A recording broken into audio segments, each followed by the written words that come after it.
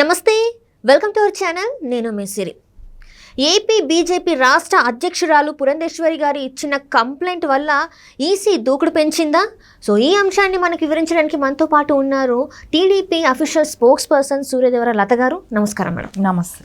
మనం ఇప్పుడు చూస్తుంటే ఏపీలో ఈసీ దూకుడు పెంచిందా అని అనిపించేలాగా ఉంది. కొన్ని అంటే బదిలీలే కావచ్చు, అంటే ఇప్పుడు జరుగుతున్న కొన్ని పరిణామాలు చూస్తే పురంధేశ్వరి గారు ఇచ్చిన కంప్లైంట్ వల్లనే ఇవన్నీ ఈరోజు చోటు చేసుకునే అని అనుకోవచ్చా మేడం? మరి ఖచ్చితంగా అయితే అక్కడ మనం చూస్తూనే ఉన్నాం. ఏంటంటే ఒక సామాజిక వర్గం వాళ్ళని అందరినీ కూడా హైయర్ పోస్టులన్నీ కూడా, ఇప్పుడు ఒక డీజీపీ గారిని తీసుకుందాం, రాజేంద్రనాథ్ రెడ్డి గారే తీసుకుందాం.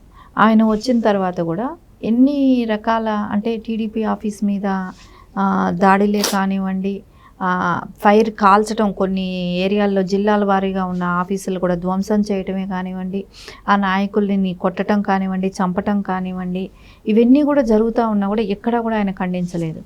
మనం గతంలో చూస్తే ఇదివరకు కూడా పార్టీ ఆఫీస్ మీద కూడా ధ్వంసం జరిగింది.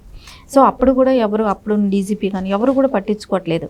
ఈయనకి యాక్చువల్లీ కూడా ఈయన డీజీపీ అయ్యే అవకాశం కూడా లేదు. ఈయనకి ప్రమోషన్ ఇచ్చి తీసుకొచ్చుకున్న విధానం, ఎందుకంటే ఈయన చెప్పినట్టు వింటాడు, జగన్మోహన్ రెడ్డికి అనుచరుడు లాగా పనిచేస్తాడని.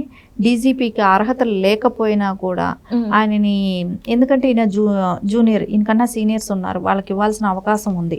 వాళ్ళకన్నా కూడా ఈయనకి ఇవ్వటానికి రాజేంద్రనాథ్ రెడ్డి గారికి ఇంట్రెస్ట్ చూపెట్టడం జరిగింది. ఆయనకి ఇచ్చిన ఆయన కృతజ్ఞత చూపెట్టుకునే అవకాశం ఎలా వచ్చిందంటే, తెలుగుదేశంని ఆపోజిషన్ పార్టీలని హింసించడంలో ఆయన కృతజ్ఞత చూపెట్టుకుంటున్నాడు. ఎందుకంటే వాళ్ళు చేసే పనులకు అన్నిటికీ కొమ్ముగా వస్తున్నట్టే కనపడుతుంది. అంతెందుకు ఎంత కొమ్ముగా వస్తున్నాడు అనిపించడానికి ఏంటంటే, మొన్న ప్రధాని వచ్చిన సభకి మనం చూస్తే అక్కడ మైకులు పనిచేయకపోవటమే కానివ్వండి, అక్కడ ఎవరిని గురించి అంటే అక్కడ టవర్స్ ఎక్కేసిన వాళ్ళని కూడా పోలీసులు పట్టించుకోకపోవటమే కానివ్వండి, వెనక నుంచి వివిఐపీలు గ్యాలరీ లెక్క బాటిల్స్ ఇట్లాంటివన్నీ విసరటమే కానివ్వండి. అంటే ఒక దేశ ప్రధాని వచ్చినప్పుడు ఎంత స్ట్రిక్ట్గా ఉండాలి, ఎంత సెక్యూరిటీ ఉండాలి. సో అక్కడ విధుల్లో ఉండాల్సిన వాళ్ళు కూడా, ఎస్పీలు కూడా విధుల్లో లేకుండా వాళ్ళు గెస్ట్ హౌస్లోనూ రూముల్లోనూ అక్కడక్కడ విశ్రాంతి తీసుకుంటూ ఉంటాం అని కూడా, ఇవన్నీ కూడా పర్యవేక్షించాల్సిన డీజీపీ కూడా ఆయన హ్యాండ్సప్ చేయటమే కానివ్వండి. ఇవన్నీ చూస్తుంటే ఏమనిపిస్తుంది, పక్కాగా ఆ ప్రోగ్రామ్ ఆ సభ అనేది ఫెయిల్ అవ్వాలి అనే ఆలోచన అయితే కనపడింది. లేకుంటే అక్కడ ఏమైనా ఇంకా ఇన్సిడెంట్లు జరిగినా రేపు పొద్దున దేశం మొత్తం ఇది ఒక చర్చనీయాంశం అవుతుంది, ఎందుకంటే ప్రధాని వచ్చిన సభ కాబట్టి. సో ఇవన్నీ కూడా అదన్నీ అపోజిషన్ పార్టీలకి ఇది అంటగట్టాలనే ప్రయత్నం చేయటమే కానివ్వండి, మనకు స్పష్టంగా అక్కడ కనపడుతూనే ఉంది. దానికోసమే ఆయన ఏవైనా జరగని, అక్కడ అల్లర్లైనా జరగని, కొట్టుకొని అనే విధంగానే వదిలేశాడు. ఆ సభని పట్టించుకోలేదు.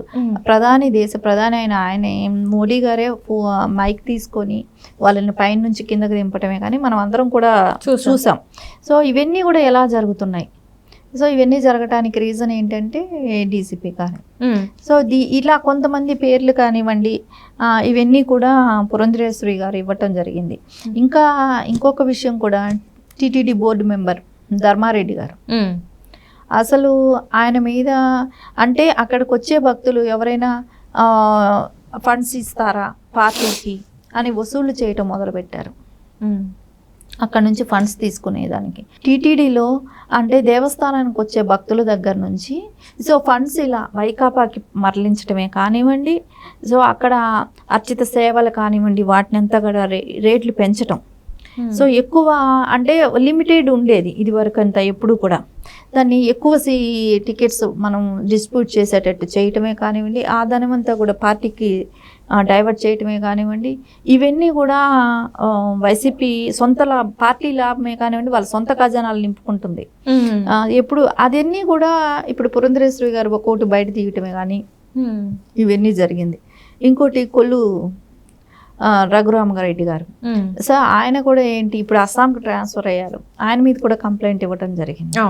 సో ఆయనది మనం చూసాం గతంలో, ఇప్పుడు నిన్న మొన్ననే అది డిస్కషన్ కూడా వచ్చి ఉంటుంది. ఫైల్స్ తగలబెట్టడమే కానివ్వండి, హెరిటేజ్ ఫైల్స్ తగలబెట్టడమే కానివ్వండి, ఇవన్నీ కూడా జరిగాయి. ఎందుకు జరుగుతున్నాయని అంటే రేపు పొద్దున ఆయనకి అస్సాం ట్రాన్స్ఫర్ అయిన విషయం ఆయనకి తెలిసి ఉండొచ్చు.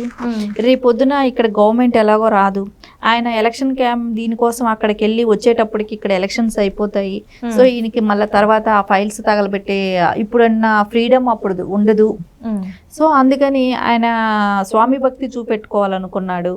సో ఆయన ఏదైతే చెప్పాడో జగన్మోహన్ రెడ్డి తూచా తప్పకుండా పాటించాడు. అన్ని అరెస్ట్ చేయటంలోనే కానివ్వండి, కేసులు ఫైల్ చేయటమే కానివ్వండి, లేనిపోని అంటే అన్ని ఫేక్ డాక్యుమెంట్స్ పెట్టి ఫైల్స్ క్రియేట్ చేయటం కానీ ఇవన్నీ చేశారు. సో అతని మీద కూడా కంప్లైంట్ ఇవ్వడం జరిగింది. సో అది ఆయన్ని అస్సాంకి ట్రాన్స్ఫర్ చేయటమే కానివ్వండి, మెయిన్ ఇక్కడ మనకు డీజీపీ సరిగా ఉంటే మొత్తం వ్యవస్థ కొంచెం అంటే డిపార్ట్మెంట్ అంతా కూడా కొంచెం సెటరేట్ అవుతుంది అనేది అయితే అందరికీ అనిపిస్తుంది కదా. మెయిన్ అధికారి ఇలా స్వామి భక్తి చాటుకుంటే మిగతా డిపార్ట్మెంట్ ఎలా ఉంటుంది? అవును మేడం. అంటే ఇక్కడ చూస్తుంటే సిఎస్ గారి పేరు అంటే చీఫ్ సెక్రటరీ పేరు కూడా వస్తుంది, జవహర్ రెడ్డి గారి పేరు కూడా. అంటే ఆ ప్రభుత్వానికి కొమ్ము కాస్తున్నారు, ప్రభుత్వ కార్యకర్తలాగా చేస్తున్నారు, కానీ చట్టం కోసం కానీ ప్రజల కోసం కానీ అన్నట్టు లేకుండా ఇక్కడ ఏదైతే పెన్షన్స్ ఏదైతే చూసామో 32 మంది దాదాపు 40 మంది వృద్ధుల దాకా చనిపోయినట్టు మనకి వార్తలు అయితే ఉన్నాయి. సో ఇది ఎవరి వైఫల్యం అంటారు? అంటే ఇప్పుడు చంద్రబాబు నాయుడు గారి పేరు చెప్పేసి బాబు వల్లే మీకు పెన్షన్లు లేట్ అయిపోయాయని చెప్పేసి అన్నారు, కానీ ఇంతమంది చావులకు కారణమయ్యారు కదా, మరి దీనికి ఆన్సర్ ఎవరు చెప్తారు? దీనికి అన్నిటికీ చావులకు కారణమైనది జవహర్ రెడ్డి గారైనా అనవచ్చు. ఎందుకంటే ఆయన ఒక సీఎస్గా ఉండి సో ఆయన ఎలాంటి డెసిషన్స్ తీసుకుంటున్నారు. సో ఒక ప్రభుత్వం ఒక సీఎంకి అంటే ముందు ఆయన ఆపద్ధర్మ సీఎం అవుతాడనేది తెలుసు.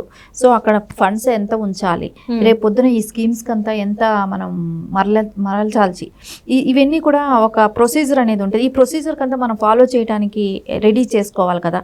ఇవన్నీ కూడా ఆయనకు ఒక అవగాహన ఉంటుంది కదా. సో ఎందుకు ఇది మిస్ అయ్యింది? ఆయన యాక్చువల్లీ ప్రభుత్వ అధికారే కానీ పార్టీ నాయకుడు కాదు కదా. సో నువ్వు పార్టీకి పనిచేయటం ఏంటి అంటే పార్టీకి నువ్వు పార్టీలతో నువ్వు అసలు అపోజిషన్ పార్టీని విమర్శించే ఇది కానీ అపోజిషన్ పార్టీని గురించి మాట్లాడే ఇది కానీ మీకు లేదు. మీరు ఒక ఎంప్లాయ్, గవర్నమెంట్ ఎంప్లాయ్. ఆ ఎంప్లాయ్ కూడా ఏంటి, ప్రజల ట్యాక్స్లో నుంచి వస్తే జీతం తీసుకునే వాళ్ళు. సో మీరు ఎవరికి జవాబుదారుతనం? ప్రజలకి. అంతేగాని మీరు ఎట్లా డిసైడ్ చేసుకొని ఆ విషయాల్లో అన్నిట్లో కూడా ఎంటర్ అవటం, ఆ వృద్ధులు చనిపోవటంలో కారణమైన కారకర్తగా ఆ వ్యక్తి కూడా మీరు కూడా వన్ ఆఫ్ ద ఇది అవుతారు. జగన్మోహన్ రెడ్డికి ఎంత బాధ్యత ఉందో ఆ బాధ్యత ఆయనకు కూడా ఉంది. సో ఎందుకు స్వామి భక్తి చాటుకోవటం కోసం ఇంతమంది ప్రాణాలని బలి పెట్టాల్సిన అవసరం ఏంటి? సో అనేది అయితే ఖచ్చితంగా వీళ్ళందరూ ఏం చేస్తున్నారు అప్పుడు జవహర్ రెడ్డి గారు లాంటి వాళ్ళు వీళ్ళందరూ కూడా. సో వీళ్ళందరినీ కూడా మనం చూస్తున్నాం. ఎప్పుడు కూడా ఏ రాజకీయం ఎప్పుడు కూడా టీడీపీ ఉన్నప్పుడు ఒక కమ్యూనిటీకి ఇట్లా కొమ్ము కాసింది ఎక్కడా లేదు. సో ఇప్పుడు మనం చూస్తున్నాం. ఇది ఏంటో వాళ్ళ ఫ్యామిలీ అంటే దీనిలో చాలామంది కడప జిల్లా వాళ్ళు అందరూ, వీళ్ళందరూ కూడా కడప జిల్లా వాళ్ళు, కడపల వాళ్ళే. సో ఎందుకు అంటే ఆ ఒక్క స్టేటే పనికొస్తుందా పరిపాలనకి? మిగతా వాళ్ళు ఎవరు పనికిరారా? ఆ మిగతా వాళ్ళు ప్రజలు కాదా? సో ఎందుకు ఇలా జరుగుతుంది? సో ఖచ్చితంగా అయితే దీని మీద అయితే ఈసీ నిర్ణయం తీసుకోవాలి. ఒకరి విషయంలో తీసుకుంది, అస్సాంకి పంపించడం జరిగింది, అదేలాగా మిగతా వాళ్ళ విషయంలో కూడా తీసుకోవాలి. ఎస్పెషల్లీ దేవుడి సొమ్ముని దేవుడి సొమ్ముగా ఉంచాలి. అక్కడికి వచ్చే భక్తులు ఓన్లీ దేవుడి మీద భక్తితో వస్తారే కానీ వైసీపీ నాయకులకు ఫండ్స్ ఇవ్వాలని కాదు. కాబట్టి ఖచ్చితంగా ధర్మారెడ్డి గారి విషయంలో కూడా యాక్షన్ తీసుకోవాల్సిన అవసరం అయితే ఖచ్చితంగా ఉంది. Right, thank you.